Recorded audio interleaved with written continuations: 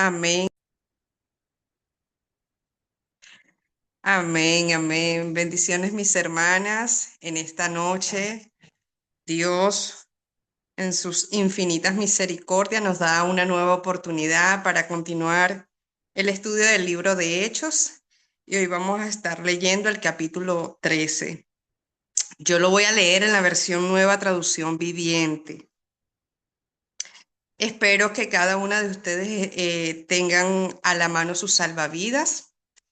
Y todos los implementos necesarios para irnos de viaje en esta noche.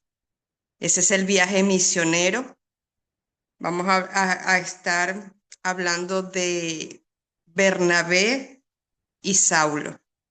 Dice la palabra del Señor.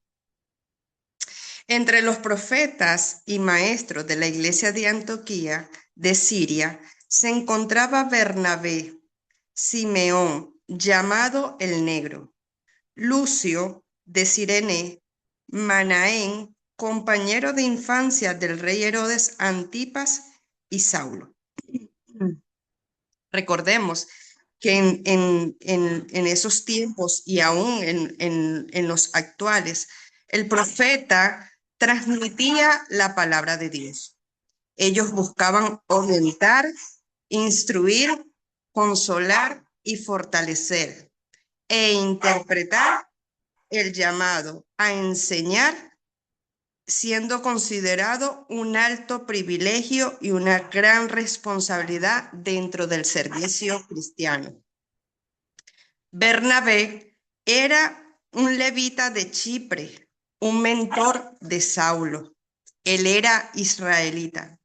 Simón, llamado Níger significa negro, sugiriendo un origen africano. Lucio de Cirene, proveniente del norte de África. Manaén, criado junto a Herodes el tetrarca.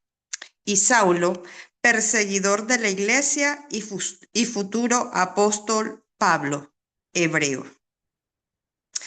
Cierto día, mientras estos hombres adoraban al Señor y ayunaban, el Espíritu Santo dijo: designen a Bernabé y a Saulo para el trabajo especial al cual los he llamado. Dice la palabra que ellos ayunaban y oraban al Señor, siendo Saulo y Bernabé apartados, siendo separados, siendo desunidos para una obra milagrosa. ¿Cuál era esa obra milagrosa? Pues ellos se estaban preparando para la obra misionera y ese era el trabajo especial. Pero fíjense que aquí se unía un israelita y un hebreo, Bernabé y Saulo. Así que después de pasar más tiempo en ayuno y oración, les impusieron las manos y los enviaron. Esa imposición de la mano es un acto simbólico y espiritual que representa la transformación de autoridad, bendición, sanidad o la impartición del Espíritu Santo. Se utiliza para consagrar líderes. Eso lo podemos encontrar en Números 27 del 18 al 23. Sanar enfermos. Marcos 16, 18. Hechos 28, 8. Transmitir dones espirituales. Primera de Timoteo 4, 14 y segunda de Timoteo 1, 6. La misión de los enviados, líderes y misioneros, donde recaía sobre Bernabé y Saulo. El primer viaje misionero de Pablo. Entonces Bernabé y Saulo fueron enviados por el Espíritu Santo. Descendieron hasta el puerto de Seleucia y después navegaron hacia la isla de Chipre. Ese fue el primer viaje llevado por estos dos hombres. Allí, en la ciudad de Salamina, fueron a las sinagogas judías y predicaron la palabra de Dios. Juan Marco fue con ellos como asistente. Pablo y Bernabé anunciaban el mensaje de Dios. Después viajaron de ciudad en ciudad por toda la isla hasta que finalmente llegaron a Pafos, donde conocieron a un hechicero judío, un falso profeta llamado Bar Jesús. Dice que este hechicero judío era un falso profeta en esos tiempos. Bar Jesús, de origen caldeo, fue un hechicero y un falso profeta judío en Chipre que se opuso a Pablo y a Bernabé durante su primer viaje misionero debido a sus intentos de apartar de la fe al procónsul.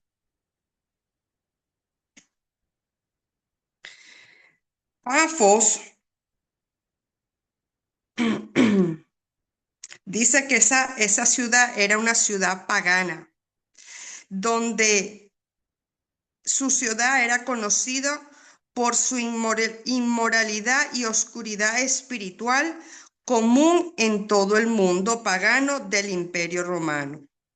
Pafos era infame por su adoración a Venus, la diosa del amor. El tal se había apegado, el falso profeta Bar Jesús, se había apegado al gobernador Sergio Paulo, quien era un hombre inteligente. El gobernador invitó a Bernabé y a Saulo para que fueran a verlo, porque quería oír la palabra de Dios. El procónsul era el máximo gobernante y autoridad judicial, militar de una provincia sectorial romana. Este cargo representa la autoridad romana, encargado de la administración civil y el mantenimiento del orden en áreas pacíficas. Sergio Paulo dice la palabra que era un varón prudente y era inteligente, pero él tenía una necesidad, que él quería oír la palabra de Dios, ya que Pablo y Bernabé venían haciendo sus viajes misioneros por las ciudades. Y aunque las ciudades quedaban distancia o a otro, ya llegaba el anuncio o lo que ellos estaban, la obra misionera al cual ellos estaban encomendados. Pero Elimas, versículo 8, pero Elimas, el hechicero, eso es lo que significa su nombre en griego. Se entrometió y trataba de persuadir al gobernador para que no prestara atención a lo que Bernabé y Saulo decían. Trataba de impedir que el gobernador creyera. Dice la palabra que la palabra entrometerse, el significado, es una persona que se inmiscuye, interviene o fisgonea en asuntos, conversaciones o vidas ajenas que no son de su incumbencia. Pues Elima trataba de persuadir, que es inducir, mover o convencer a una persona mediante razones, argumentos o emociones para que crea o haga algo. Pero la misión de Elima era que el gobernador no prestara atención a la palabra de Dios. Y por eso había esa oposición, pues él trataba de impedir que el gobernador creyera la palabra del Señor. Versículo 9. Saulo, también conocido como Pablo, fue lleno del Espíritu Santo y miró al hechicero a los ojos. Recordemos que así fue Pablo de alguna otra manera tocado por la presencia del Señor. Y lo vamos a ver más adelante. En el versículo 10 dice, luego dijo, tú hijo del diablo, o sea, se refirió a Elimas, a Bar Jesús. Tú, hijo del diablo, lleno de toda clase de engaño y fraude y enemigo de todo lo bueno, nunca dejarás de distorsionar los caminos verdaderos del Señor. Elimas era ese engañador. Ya él era conocido en esa ciudad por sus fraudes, por sus engaños al pueblo, y trataba de seducir con sus hechicerías a todo aquel que tenía una falta de necesidad en sus, o sea, las necesidades que tenía la persona, él los engañaba. Dice que él era enemigo de todo lo bueno. Siempre trataba de tergiversar el verdadero camino del Señor. Pero Pablo responde en el versículo 11 y dice, ahora mira, el Señor ha puesto su mano de castigo sobre ti y quedarás ciego. No verás la luz del sol por un tiempo. Al instante, neblina y oscuridad cubrieron los ojos del hombre y comenzó a andar a tientas, mientras suplicaba que alguien lo tomara de la mano y lo guiara. Vemos que del versículo 11 vemos cómo volvemos a la historia de Saulo, ese perseguidor de la iglesia, y que cuando tuvo el encuentro descendió ese rayo, dice la palabra, que él fue ciego, o sea, él quedó ciego. ¿Pero por qué él quedó ciego? Porque tenía que tocar de una forma cómo Dios iba a hacer el cambio en la vida de Saulo, ese que fue perseguidor de la iglesia, que cometió tantas cosas contrarias a los hijos de Dios mientras estaban en esos tiempos, pero que ahora se estaba viviendo, o Pablo en el momento estaba viendo la misma condición de Limas, que también estaba ciego, que era un desconocedor de la palabra de Dios, pero que él practicaba las cosas ocultas dentro de esa ciudad y tenía a muchos del pueblo engañado, pero necesitaba ser tocado porque Bernabé y Pablo necesitaban llevar el mensaje, la palabra de salvación sobre este procónsul, sobre este ministro que tenía la necesidad de saber quién era Jesús. Por lo que estuve investigando, en ningún momento dice la palabra que Limas se arrepintió o reconoció a Cristo, sino que él fue totalmente ciego y quedó allí, a diferencia de Pablo, que en Pablo sí comenzó un proceso de cambio y un proceso de transformación, y fue hoy el día el apóstol Pablo. Dice que en Elimas había una limitación, una ceguera, una oscuridad. Pablo recordaría su propia experiencia cuando quedó ciego camino a Damasco. Eso lo vimos en Hechos 9:9. Ciertamente, esto me encantó, ciertamente aquellos que resisten a Dios son ciegos espiritualmente. La ceguera física que iguala su ceguera espiritual. En el versículo, en el versículo 12 dice, en el 11, aún Elimas, de acuerdo a su ceguera que vino física y espiritualmente también, dice la palabra, que él trataba de buscar a alguien que lo tomara de su mano, y el que está ciego, pues no, físicamente no puede ver, tiene que haber alguien que lo guíe. Y dice la palabra que él suplicaba y pedía ayuda para que alguien lo tomara de la mano y lo guiara. Allí quedó ese versículo 11, pero dice en el 12, cuando el gobernador vio lo que había sucedido, se convirtió, pues quedó asombrado de la enseñanza acerca del Señor. Dice la palabra que él creyó, que él tuvo fe, que él confió, pero también dice que él quedó asombrado, o sea, esa gran admiración, grandioso, se maravilló por la enseñanza que Dios venía a traer su vida. Ese era el regalo de la gracia de Dios. Pero no solamente la palabra queda por lo que hizo Pablo sobre ese Bar Jesús, sobre ese hechicero, sino que él dice que el procónsul se maravillaba de escuchar la palabra de Dios. ¿Y qué era escuchar su palabra de Dios? Lo vamos a ir viendo en los capítulos, en los versículos más adelante de este capítulo. Vámonos al versículo 13 y dice, Pablo predica en Antioquía de Pisidia. Luego Pablo y sus compañeros salieron de Pafos. Recordemos que esa era una ciudad que estaban en sus deleites y placeres sexuales. Dice que salieron de Pafos en barcos rumbo a Panfilia y desembarcaron en la ciudad portuaria de Perge.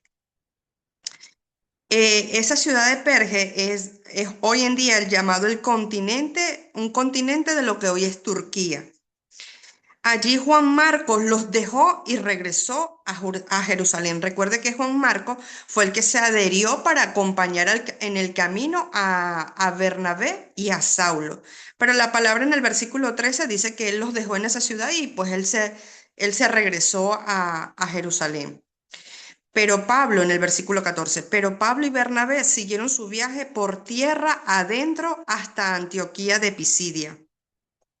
Ellos continuaron su viaje misionero, mientras que Juan Marcos se regresó a Jerusalén. En el día de descanso fueron a las reuniones de sinagoga. Versículo 15. Después de las lecturas acostumbradas de los libros de Moisés y de los profetas, los que estaban a cargo del servicio les mandaron el siguiente mensaje. Hermanos, si tiene alguna palabra de aliento para el pueblo, pasen a decirla. Ya Pablo y Bernabé se preparaban para el anuncio de la palabra del Señor. Pero fíjense que aún en esos tiempos, en esa ciudad donde habían judíos, donde había gentiles, ellos tienen su costumbre de que estudiaban la palabra dentro de las sinagogas y se reunía el pueblo, pero que ellos estudiaban los primeros 5 libros de la Biblia. El Pentateuco. Estamos viendo, el martes estuvimos recordando partes de esas leyes mosaicas y que aún en este capítulo 13 de Hechos nos viene trayendo esa conciliación de lo que la palabra, el Señor está haciendo sobre nuestras vidas.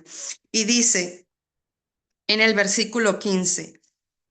Ellos hicieron allí oraciones, lecturas de la ley, los primeros 5 libros de la Biblia, los escritos de los profetas, donde se les invitaba a hablar temas relacionados con las lecturas, según la tradición judía, y se les invitaba a hablar sobre esos temas relacionados con la lectura que ellos compartían. Entonces Pablo se puso de pie y levantó la mano para hacer que se callaran y comenzó a hablar. Aquí nos muestra la autoridad que tenía Pablo para predicar la palabra. Y dice, hombres de Israel, dijo, y ustedes, gentiles temerosos de Dios, escúchenme. Recuerden que desde los versículos 9, cuando vino esa transformación y esos cambios y que se nos concedió el privilegio de entrar y de ser partícipe de las palabras, pues los gentiles también estaban allí y por eso es que Pablo se refería tanto a judíos como gentiles. Y dice, entonces Pablo se puso de pie, levantó las manos para hacer que se callaran y comenzó a hablar.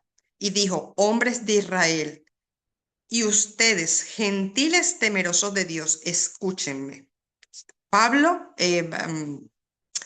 se preparaba para predicar la palabra de Dios.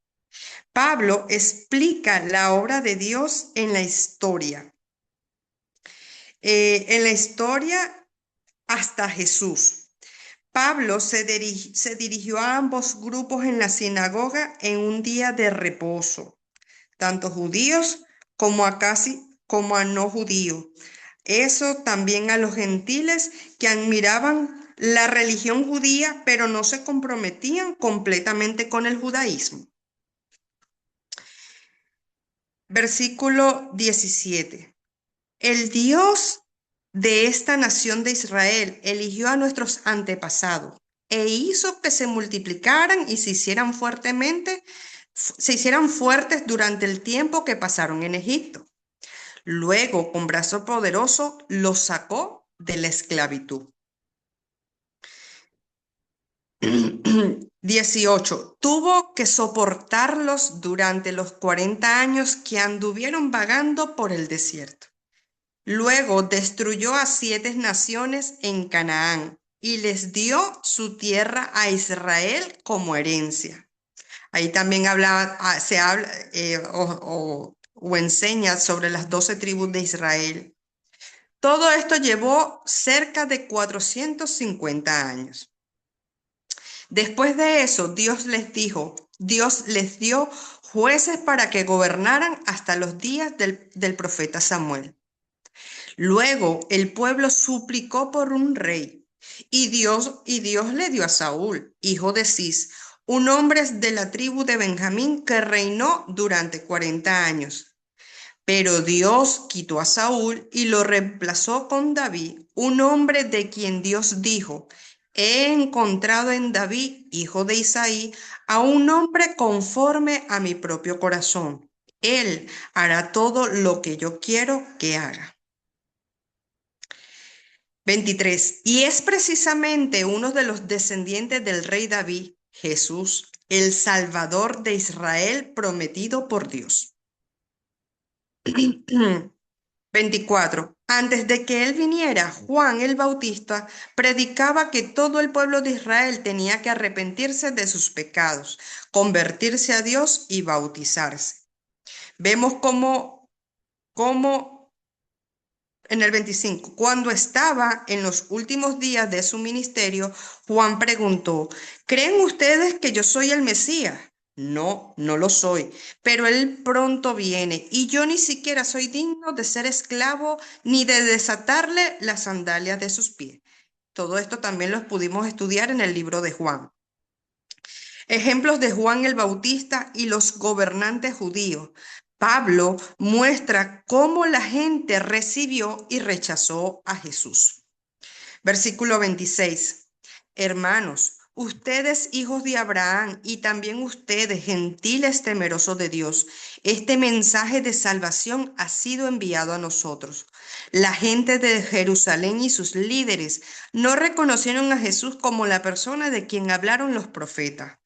En cambio, lo condenaron al hacerlo. Cumplieron las palabras de los profetas que se leen todos los días de descanso. No encontraron ninguna razón legal para ejecutarlo, pero de cualquier forma le pidieron a Pilato que lo mataran. Cómo Pablo estaba ante un pueblo diciéndole todo lo que habían vivido y lo que habían hecho, y se los estaba trayendo a memoria. O sea, la palabra estaba siendo refrescada a su mente de lo que ellos ignoraron. ¿Qué era lo que ignoraron? El mensaje que ignoraron: a Jesús el Salvador, el que había pasado por la tierra, el que había venido a sanar, al que había venido a libertar. Todo eso, ellos todavía seguían con sus costumbres en sus sinagogas, pero el entendimiento de la palabra, y por eso es que Pablo se levanta con esa autoridad, porque ya le estaba revestido del poder, y Dios le da el poder para que se levantara y no tuviera miedo, porque Pablo quizás pudo haber sentido miedo. Él estaba en una ciudad fuera de suya, pero es que Pablo y Bernabé habían sido enviados a una obra misionera. Pero ¿quién se los dijo? El Espíritu Santo, no fue el hombre. El Espíritu Santo los envió a la obra misionera. O sea que esa obra misionera tenían el respaldo, la seguridad y la disciplina que Dios había encomendado a ellos. O sea, ellos no podían tener temor, porque Dios, Jehová, Dios de Israel, estaba con ellos y se estaba manifestando en ese pueblo cuando Pablo abrió su boca. Pues no encontraron ninguna razón legal para ejecutarlo, pero de cualquier forma le pidieron a Pilato que lo mataran. ¿Cómo murió Jesús? Sabemos que en una cruz, en un madero, fue golpeado, fue lacerado, le colocaron su corona de espina. 29. Una vez que llevaron a cabo todo lo que las profecías decían acerca de él, lo bajaron de la cruz y lo pusieron en una tumba. Recordemos que Pablo estaba trayendo a memoria la palabra que estaba antes y durante con los profetas, en todos esos libros que se tenía que cumplir la profecía del Hijo de Jesús, del Hijo de Dios, Jesús. El 30. Pero Dios lo levantó de los muertos, resurrección. Y durante varios días se apareció a los que habían ido con él de Galilea a Jerusalén. Actualmente ellos son sus testigos al pueblo de Israel. ¿A quienes se les había aparecido? A sus discípulos, a sus 12 discípulos, a los que habían creído con él, a los que se habían asentado con él, a los que Jesús había preparado en su corazón y que creyeron por la palabra de que él iba a morir, pero iba a resucitar e iba a tener vida, y que actualmente ellos son sus testigos. Pablo predica a Jesús el resucitado.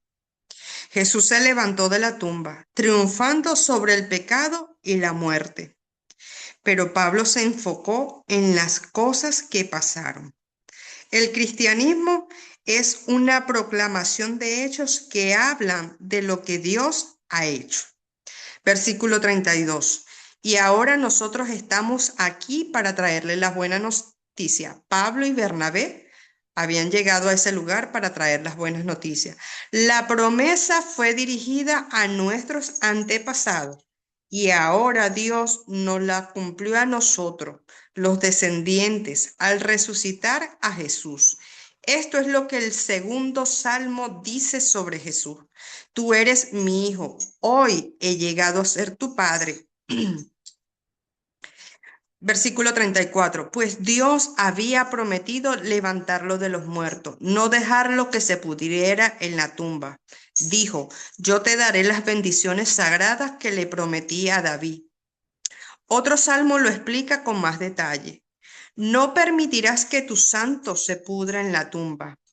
Este salmo no hace referencia a David, pues después de haber hecho la voluntad de Dios en su propia generación, David murió, fue enterrado con sus antepasados y su cuerpo se descompuso. Versículo 37. No, el salmo se refería a otra persona, a alguien a quien Dios resucitó y cuyo cuerpo no se descompuso, Jesús de Nazaret. Versículo 38. Hermano, escuchen, estamos aquí para proclamar que por medio de este hombre Jesús, ustedes tienen el perdón de sus pecados. Todo el que cree en él es hecho justo a los ojos de Dios, algo que la ley de Moisés nunca pudo hacer. Recordemos lo que estudiamos el día martes. Tengan cuidado, versículo 40. No dejen que las palabras de los profetas se apliquen a ustedes, pues ellos dijeron, versículo 41. Miren, ustedes burlones, asómbrense y mueran, pues estoy haciendo algo en sus propios días, algo que no creerían aun si alguien les dijera. Versículo 42.